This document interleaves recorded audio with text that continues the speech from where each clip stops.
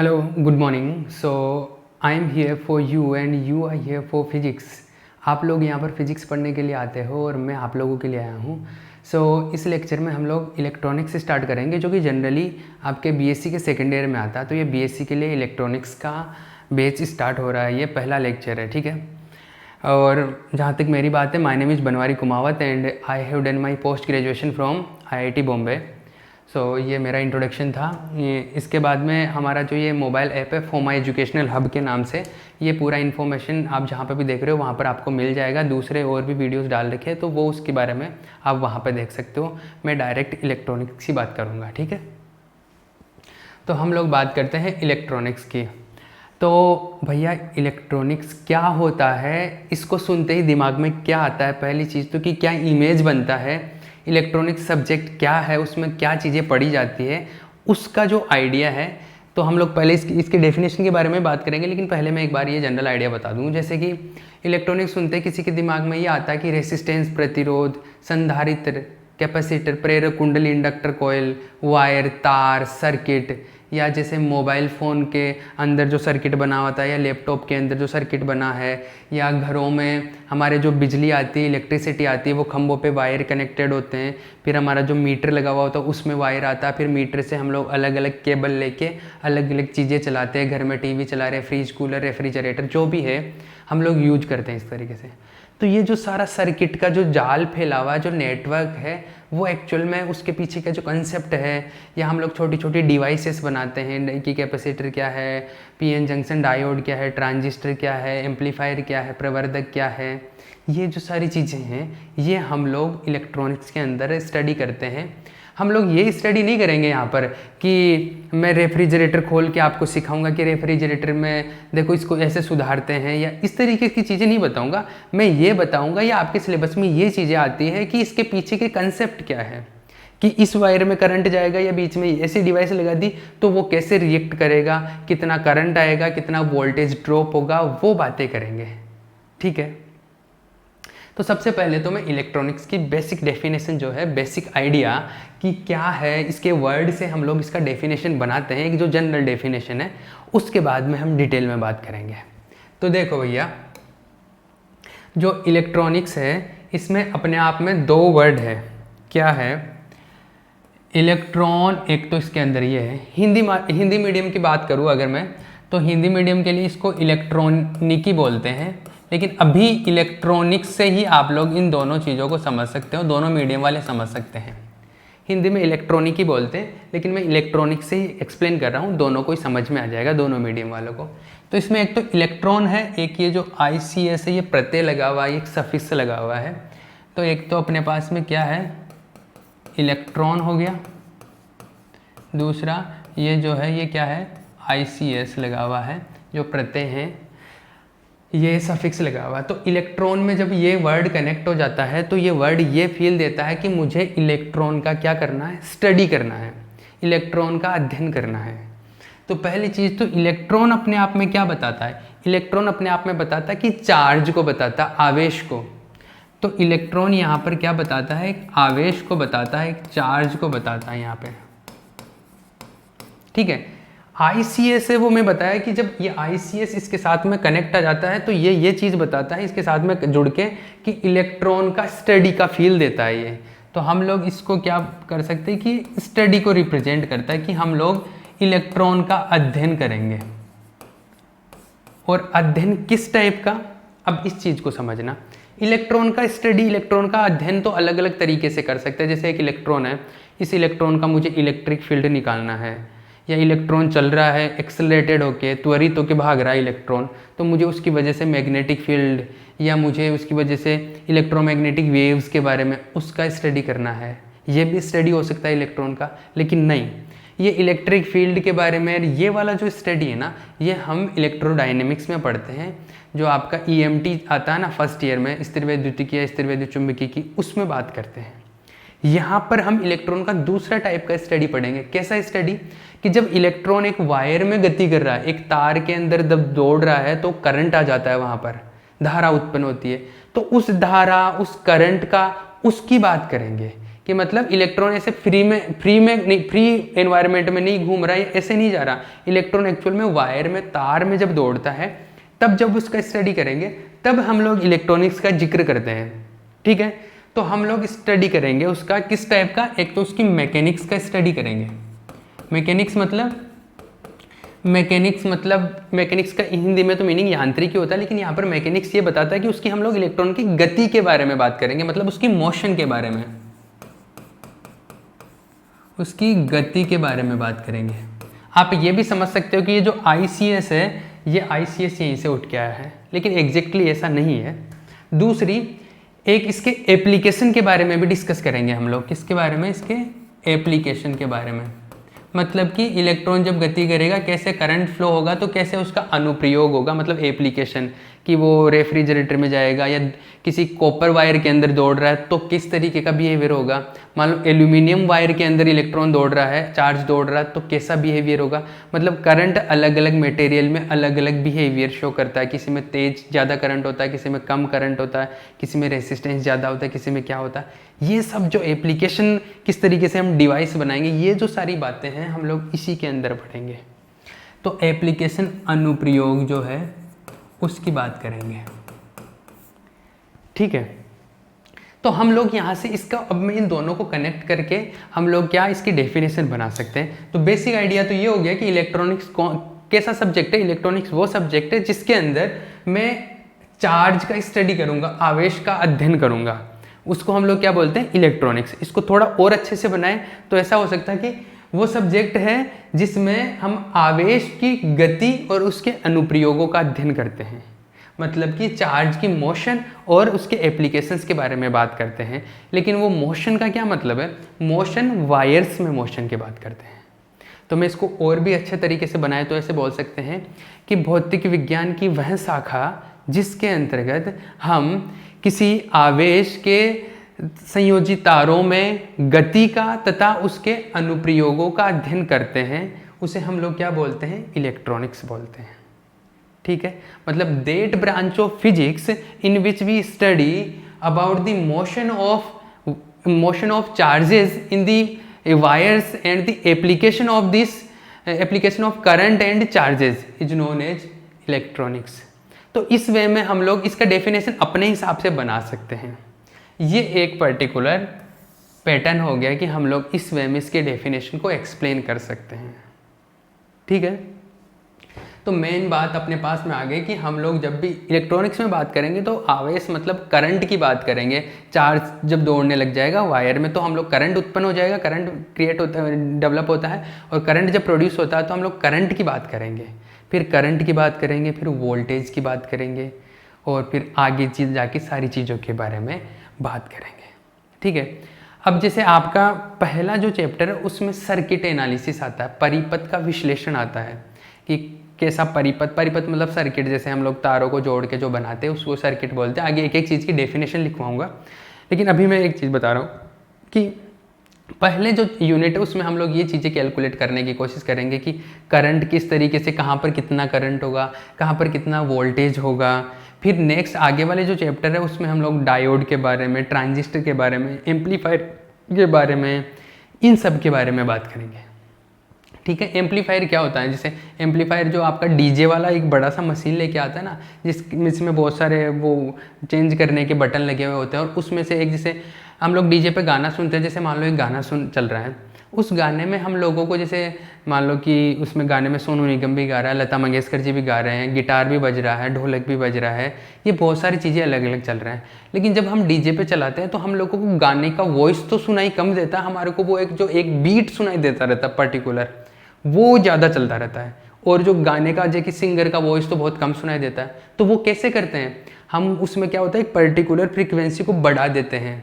जैसे हमारे को केवल ढोल की आवाज़ ज़्यादा सुनाई देनी है, तो ढोल की आवाज़ का जो फ्रीक्वेंसी है उसको बढ़ा दो, तो उसको जैसे एम्पलीफाई करेंगे, तो हमारे को बढ़ाने का मतलब एम्पलीफाई करना, प्रवर्धित करना, तो उसको कंट्रोल कर सकते हैं। मैं कम ज़्यादा, तो उसको बढ़ा देता हूँ तो केवल हमारे को वो ही ज़्यादा सुनाई देती है, दूसरी आवाज़ें कम हो जाती है, नीचे दब जाती है। आई बात समझ में? तो किस तरीके से हम लोग उस चीज़ को पूरा कंट्रोल करते हैं, वो जो डिवाइस आती है उसको हम लोग एम्पलीफायर ही बोलते हैं। उसको आगे डिस्कस करेंगे जब भी आएगा। तो जब ये एम्पलीफायर पढ़ेंगे, ट्रांजिस्टर पढ़ेंगे, तो बड़े बड़े सर्किट आएंगे। और उन बड़े बड़े सर्किट को स्टडी करने के लिए पहले मुझे छोटी छोटी चीज़ें आनी चाहिए।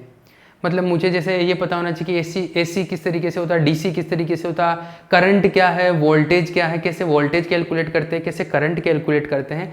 इन सारी चीज़ों के बारे में बेसिक आइडिया मुझे होना चाहिए। ठीक है, जैसे ये इतना इंपॉर्टेंट क्यों, इन छोटी छोटी चीज़ों का सिग्निफिकेंस क्यों है, इतना महत्वपूर्ण क्यों है, इसका मैं एक आइडिया बताता हूँ। जैसे हम लोग एसी और डीसी के बारे में बचपन में पढ़ते हैं ना, जैसे आपने ये पढ़ा होगा कि एक तो होता है डीसी, डायरेक्ट करंट जिसको बोलते हैं, क्या बोलते हैं, डायरेक्ट करंट। एक तो क्या होता है, डीसी होता है, एक होता है एसी होता है। इनके बारे में आगे मैं और डिटेल में बताऊंगा, लेकिन मैं अभी मैं ये बता रहा हूँ कि क्यों ज़रूरी है, किस वे में ज़रूरी है। जैसे डीसी हम लोग पढ़ते हैं तो डीसी हम लोग उसको बोलते हैं दिष्ट धारा। ये क्या हो गया, ऑल्टरनेटिंग करंट मतलब प्रत्यावर्ती धारा। तो ये दिष्ट हो गया, ये प्रत्यावर्ती धारा। डीसी को हम लोग ऐसे लिखते हैं, जैसे इसकी बैटरी बनाते हैं तो हम लोग ऐसे बनाते हैं, एक बड़ा प्लेट जिसको पॉजिटिव प्लेट बोलते हैं, एक छोटा प्लेट जिसको नेगेटिव प्लेट बोलते हैं। एसी जब भी बनाते हैं हम लोग ऐसे एक ऐसा वेव बना देते हैं, ऐसा ऐसा। इसके अंदर जैसे इसमें तो पॉजिटिव, ये फिक्स है कि इस तरफ पॉजिटिव रहेगा, ये फिक्स है कि नेगेटिव इस तरफ रहेगा, लेकिन इसके अंदर थोड़ी देर के लिए इधर पॉजिटिव रहता है, थोड़ी देर के लिए इधर नेगेटिव, और फिर थोड़ी देर बाद में इधर नेगेटिव आ जाता है और इधर पॉजिटिव आ जाता है। या मैं ऐसे बोलूँ कि जब एसी की बात करते हो तो आप ऐसे बात करते हो कि सिग्नल जो होता है वो इस टाइप का होता है। एसी का सिग्नल इस टाइप का होता है। इस टाइप के सिग्नल का क्या मतलब होता है, इस टाइप के सिग्नल का मतलब होता है जैसे आधे टाइम के लिए तो ये ऊपर है मतलब पॉजिटिव है, और आधे टाइम के लिए क्या है, ये नीचे है, नेगेटिव है। तो ये करंट का वैल्यू नेगेटिव और पॉजिटिव होने का मतलब क्या है, ये चीज़ मैं एक बार बता दूं आपको, तो आपको आइडिया लग जाएगा कि आप वाकई में जो चीज़ें पढ़ के आए हैं वो क्या है। जैसे अगर डीसी में तो एक तरफ पॉजिटिव एक तरफ नेगेटिव लगा हुआ, तो इसका मीनिंग ऐसा है, जैसे मान लो कि मैं डीसी में तो मान लो यहाँ पर एक बल्ब लगा दूँ, एक मैं बल्ब लगा देता हूँ, जैसे एक बैटरी लगा दी मैंने, डीसी का एक सर्किट बना रहा हूँ, और ये मान लो ये बल्ब लगा दिया मैंने ऐसा, ठीक है, ये पॉजिटिव ये नेगेटिव। अब मान लो इसके अंदर कोई करंट फ्लो हो रहा है, तो करंट का डायरेक्शन जैसे पॉजिटिव प्लेट से बाहर की तरफ निकलता है ना करंट, तो करंट ऐसे जाएगा, ठीक है। अब इसमें मान लो करंट का कोई पर्टिकुलर वैल्यू है, जैसे मान लो 3 एम्पियर आ रहा है, तो वो 3 एम्पियर फिक्स रहेगा इसके अंदर, और इसकी जो डायरेक्शन है कि करंट इस तरफ फ्लो हो रहा है तो वो इसी तरफ फ्लो होता रहेगा, कॉन्टिन्यूस फ्लो होता रहेगा उस सेम वैल्यू के साथ में। पर एसी में क्या होता है, अगर मैं एसी बैटरी लगा दूं ऐसा, और ये बल्ब इसके अंदर लगाऊं, तो इसके अंदर क्या सीन होगा, इसमें किस तरीके से होगा। इसमें एक्चुअल में ऐसा होता है कि जैसे यहाँ से लेके यहाँ तक करंट का वैल्यू बढ़ता है, उसके बाद में वापस से कम होता है, फिर नेगेटिव होता है। और ये नेगेटिव होने का क्या मीनिंग है, अब समझ लेना इस चीज़ को। जैसे पहले पॉजिटिव है आधे साइकिल के लिए, तो मतलब जैसे इस तरफ पॉजिटिव रहेगा, इस तरफ नेगेटिव रहेगा, तो करंट का वैल्यू ऐसे पहले तो चलेगा, धीरे धीरे वैल्यू बढ़ता रहेगा, फिर बढ़ता एक मैक्सिमम तक जाता है, फिर कम होता जीरो तक आ जाता है, फिर जीरो हो जाता है। तो पहले तो करंट ऐसे जाएगा, फिर जीरो हो जाएगा, फिर उसके बाद में जैसे ये साइकिल स्टार्ट होगा करंट का डायरेक्शन चेंज हो जाएगा। मतलब आधे टाइम के लिए तो बल्ब में डायरेक्ट इस तरफ से करंट ऐसे फ्लो हो रहा था, फिर दूसरे आधे साइकिल में करंट की डायरेक्शन ऐसे हो जाएगी, उल्टी हो जाएगी, यहाँ पर नेगेटिव हो जाएगा और यहाँ पर पॉजिटिव आ जाएगा। मतलब एक बार तो करंट ऐसे जा रहा था बल्ब में, दोबारा फिर ऐसे आएगा करंट। तो हर सेकंड में ऐसे चेंज होता रहता है। 50 हर्ट्ज अगर फ्रीक्वेंसी कैसा है, अगर हम लोग बोले कि 50 हर्ट्ज है, हम लोग एसी जो आता है, जैसे मैं बात करूँ कि अगर मान लो घर में एसी आ रहा है और उसका फ्रीक्वेंसी मैं बोल रहा हूँ कि 50 हर्ट्ज है, कहीं पे भी 60 हर्ट्ज भी होता है, कहीं पे 50 हर्ट्ज भी होता है, अलग अलग कंट्रीज में अलग अलग होता है। जैसे मैं अगर मैं बात करूँ कि 50 हर्ट्ज है, तो इसका मतलब है कि हर सेकेंड जो एसी है अपना 50 चक्कर कर रहा है ऐसे। इसका मतलब है कि 50 बार वो ऐसे चलती है, फिर 50 बार ऐसे, मतलब ऐसे फिर ऐसे फिर ऐसे फिर ऐसे, ऐसे 100 बार हो जाता है। मतलब 50 टाइम ऐसे चलेगी, 50 टाइम ऐसे। क्लियर है? हर सेकंड में इतनी बार डायरेक्शन चेंज होता है इसका।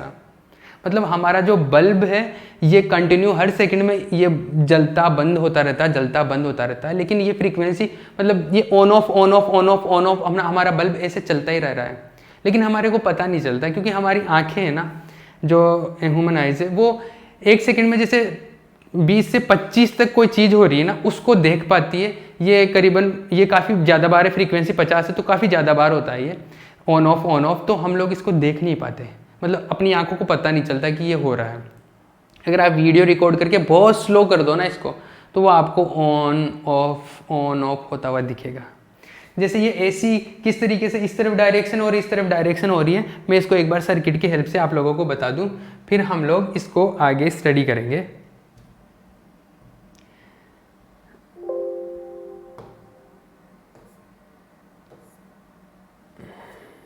जैसे 1 सेकेंड,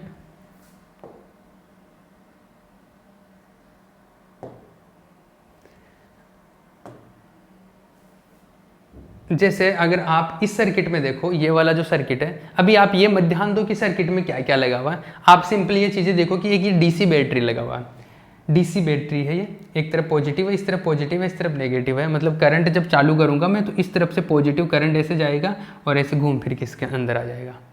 और जो ये एसी लगा हुआ है, देखो ये तो डीसी लगा हुआ था, तो डीसी में तो क्या था, ये पॉजिटिव है इस तरफ नेगेटिव है, तो इस तरफ से करंट घूम फिर के ऐसे आ जाना चाहिए, ठीक है। और एक ही तरफ करंट बस ऐसे ही चलता रहेगा फिक्स वैल्यू के साथ में।